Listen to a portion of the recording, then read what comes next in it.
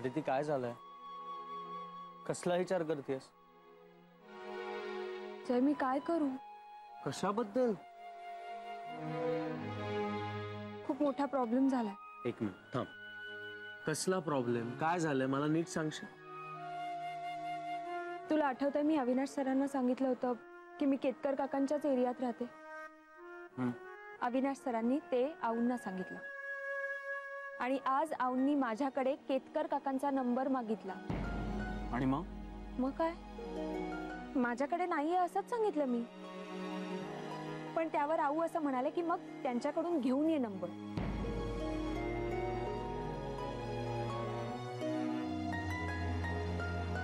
शेवटी ज्याची भीती होती तेच झालं. वाटलं होतं निदान आऊंशी तरी खोटं बोलावं नाही लागणार, म्हणजे तशी गरज नाही भासणार. मला हे खोटं बोलणं नको वाटतंय आता. आदिती, हे तुलाही माहितीये की मलाही हे सगळं आवडत नाहीये. कधी नव्हे ती एवढी चांगली माणसं आपल्या आयुष्यात आली आहेत, पण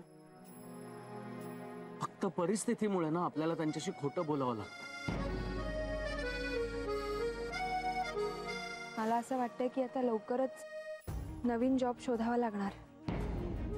आदिती, मला हा जॉब सोडणं शक्य नाहीये आणि दुसरा अविनाश देव मिळणंही शक्य नाहीये.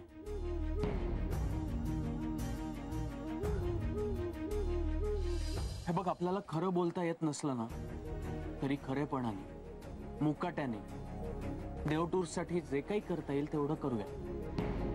निदान या एका प्रकारे आपण त्यांची परतफेड करू शकतो. जय, पण मी हा जॉब तर सोडू शकते. हे बघ, तुला काय बोलायचं ते माझ्या पूर्णपणे लक्षात येतं, पण अविनाश, आऊंसारखे बॉसेस मिळणं खरंच खूप कठीण आहे आजकालच्या जगात.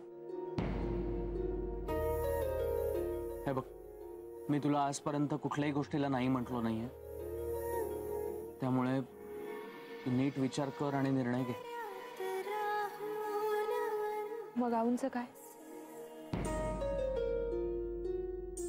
केतकर काकांपासून जशा गोष्टी लपवत आलोय तशा आऊंपासूनही लपवाव्या लागणार, पटत नसलं तरी.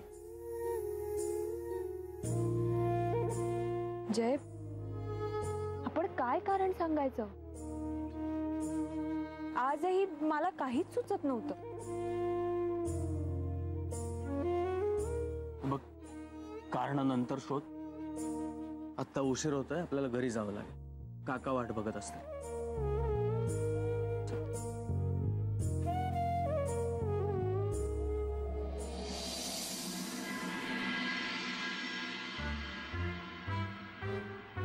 तर यावरून नंबर कसा काय काढणार? त्यात नशीब त्या कुलकर्णीला अजून नंबर मिळालेला नाही. अरे, तुम्ही काय तुमची रूम विसरलात की काय? नाही काका, दरवाजा उघडा होता आणि बाहेर कोणीच नव्हतं, म्हणून मग आम्ही आत आलो. हे असं असतं. ही शेजारी गेले, तिला सांगितलं होतं मी दरवाजा लाव म्हणून, पण नसणार तिनं लावला. आता हेच जर मी केलं असतं तर शेजाऱ्याकडे जाऊन तिनं आमची यांनी कमालच केली बाई. या वाक्यानं सुरुवात करून माझ्या पराक्रमाचा पोवाडा घालला असता. काय फ्रेश व्हायचं असेल ना तुम्हाला?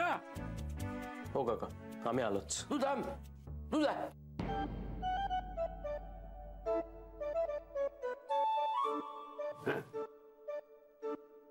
काय झालं काका? कुलकर्ण्यांना सारखं पिडतोय मला. कुमुदिनीचा नंबर मिळाला काय म्हणून विचारतोय. मी मिळवूच शकत नाही असं चॅलेंज देतोय मला तो. म्हणून ना मला तिचा नंबर हवाय. तो जरा मला शोधून देतोस? आणि खरं सांगू, कुलकर्ण्याच्या चॅलेंज पेक्षा आणखीन एक महत्वाचं कारण आहे. काय कारण? काय, 2 दिवसांनी कुमुचा वाढदिवस आहे रे, आणि मला ना तिला विश करायचंय. अजून लक्षात आहे मला तिचा वाढदिवस. हो, काय कॉलेजमध्ये असताना ग्रुप मधल्या प्रत्येकाचा वाढदिवस आम्ही साजरा करायचो. काय ते दिवस गेले आता, पण आठवणी तशाच आहेत. हो, काय आठवणींना वार्धक्याचा शाप नसतो, त्या वरदान असतात. आणि काय आनंद देणाऱ्या आठवणींनी आयुष्य अधिक सुंदर होतं. आणि त्या जुन्या आठवणी पुन्हा समोर आल्या की मग काय दुग्ध शर्करा योग. काय रे शांत का तू? देशील ना मला नंबर शोधून? मी प्रयत्न करतो काका. कर कर, प्रयत्नांती परमेश्वर. मग कुमूचा नंबर का नाही मिळणार? जा तुझा तुझा फ्रेश हो, जा जा. टाकल्या कुलकर्ण्या, नाही तू बघच आता मी कुमूला विश करणार.